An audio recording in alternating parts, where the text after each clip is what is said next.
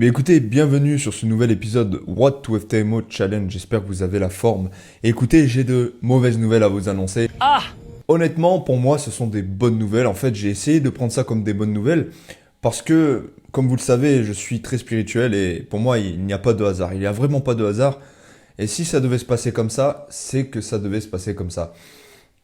Alors, de quoi je parle? Tout simplement, comme vous pouvez le voir à l'écran, je dois recommencer le challenge. Pourtant, j'étais à plus de 5%, j'étais à 7%, ouais, un peu moins. Et j'ai atteint en plus de ça 9,5% sur mon dernier trade que j'ai pris break-even finalement. C'est pas bien grave. Et finalement, après, j'ai repris deux stop-loss derrière. C'est pour ça que je suis descendu à plus 7%. Et, euh, et en fait, comme un con, je sais pas, pourtant j'ai pas vu le bouton. Ou alors c'est moi qui ai pas été sur les données FTMO le bonjour. J'ai pas vu le bouton 14 jours supplémentaires. Vous savez, sur FTMO, depuis quelques temps, on peut ajouter 14 jours supplémentaires quand on dépasse les 5%. Et c'est ce que, du coup, c'est ce que je devais avoir, sauf que malheureusement, eh ben, j'ai pas activé le bouton. Donc là, je me réveille ce matin et je vois qu'ils m'ont envoyé un second test gratuitement qui repart à zéro. Ben écoutez, peut-être que voilà, c'est une mauvaise nouvelle en soi, mais moi je le prends totalement bien et c'est là que je vois que vraiment j'ai progressé, que ce soit dans ma manière de me comporter et de ressentir les choses. Depuis quelques jours, je me sens vraiment extrêmement bien. Et pourquoi? Parce que j'ai plus aucun doute dans ce que je fais. Pourquoi avant, la personne que j'étais auparavant, il y a même de ça quelques mois en arrière, hein, un ou deux mois, aurait mal réagi parce que tout simplement, je savais pas encore ce que je faisais, j'étais pas encore confiant et je doutais de moi-même, de ma stratégie, je changeais sans arrêt quelque chose dans mon approche. Or, maintenant, c'est plus du tout le cas. Je sais, ça fait 3 semaines que je suis en rentabilité, bien comme il faut en plus, j'ai fait une semaine à 8%, et tout ça c'était prévu. Voilà, c'est pas de la chance, j'ai pris des trades que j'avais préparés, qui se basent sur mon plan, sur mon approche, et les scénarios que j'avais préparés auparavant, au préalable, et donc il n'y a plus aucun doute là-dessus. Et pourquoi je me sens aussi bien? Bah parce que en fait, tout simplement, je sais que je peux refaire ce que j'ai fait. Et comme vous le savez, avec la stratégie scalping que j'utilise, en deux trades, si les marchés sont en condition, je peux valider le test, voire un trade, ça dépend. Donc voilà, il n'y a vraiment pas le feu. Si je devais recommencer ce test, si la vie m'a envoyé justement ce message, c'est que forcément il faut que je m'améliore encore plus et que finalement c'est un défi. Elle me met au défi pour savoir si je suis réellement prêt justement à être funded et avoir des fonds parce que là c'est que le 20K, que le 20 000. Regardez ce qui m'attend, après j'ai le 80 000. Donc ça viendra après, je ne vais pas faire l'erreur de le lancer, je ne vais pas être émotionnel là-dessus, ça serait complètement idiot, je ne vais pas le lancer. Je sais que passer par la phase du 20K en y allant petit à petit sans être dans l'euphorie de l'argent et vouloir réussir à tout prix, eh ben, même avec 20K, on peut déjà se dégager des bons revenus, surtout avec les pourcentages que je peux faire, le potentiel de ma stratégie. Encore une fois, n'hésitez pas, je vais prendre 5 secondes. Euh, Cliquez dans le lien dans la description pour réserver votre coaching offert. Vous verrez, c'est une dinguerie, vous verrez si vous aimez ou pas la stratégie, mais je pense que c'est obligé d'aimer ce genre de stratégie puisque ça se base sur le price action et quelque chose de simple. Voilà. Bref, donc là aujourd'hui j'ai rien pris cette semaine, les marchés n'étaient pas vraiment ouf. Et du coup voilà, cette semaine j'ai quand même terminé à moins 1,75% la semaine, ce qui n'est rien du tout comme perte parce que la semaine passée j'ai fait 3%, la semaine encore d'avant j'ai fait 8%. Donc ça fait partie du processus, on peut pas avoir que des semaines en positif et en plus on peut voir que c'est totalement correct. Ma perte par rapport à mes gains est totalement correcte. Voilà, j'ai su couper mes pertes rapidement, etc. Ça c'est plus un souci.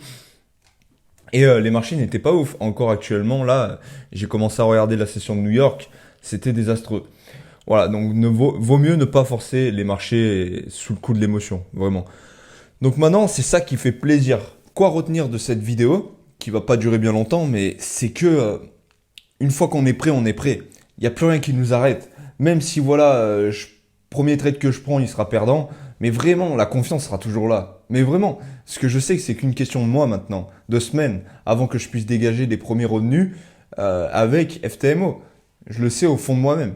C'est plus un doute, il n'y a plus de doute, et ça ne tient qu'à moi. C'est juste des choix qu'on fait, appliquer son plan ou pas, trader quand il le faut, prendre les bonnes décisions au bon moment et ne pas être affecté émotionnellement.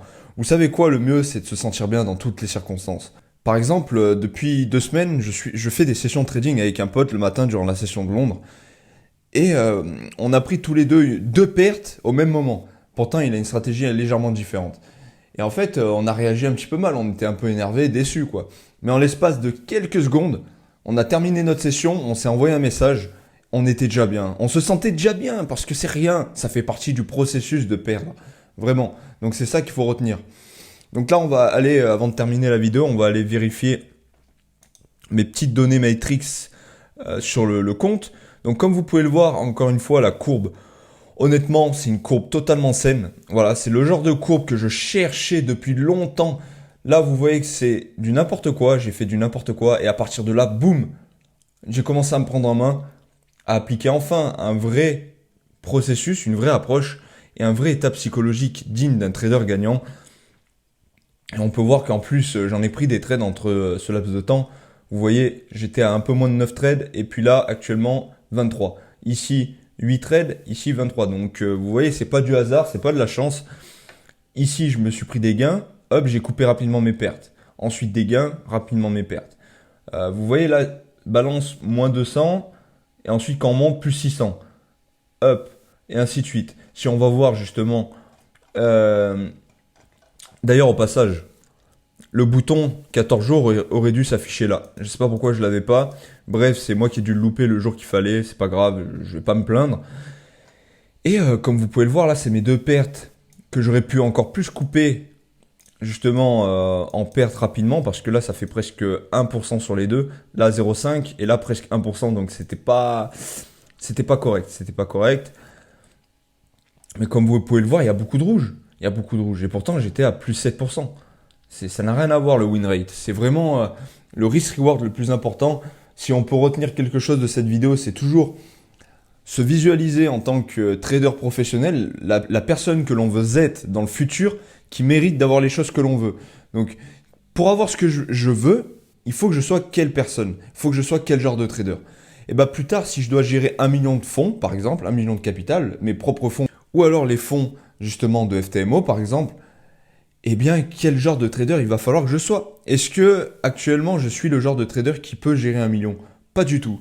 C'est pour ça que maintenant la visualisation est très importante. Comment faire pour se visualiser? Eh bien, prendre quelques minutes par jour, vraiment de préférence le soir ou le matin.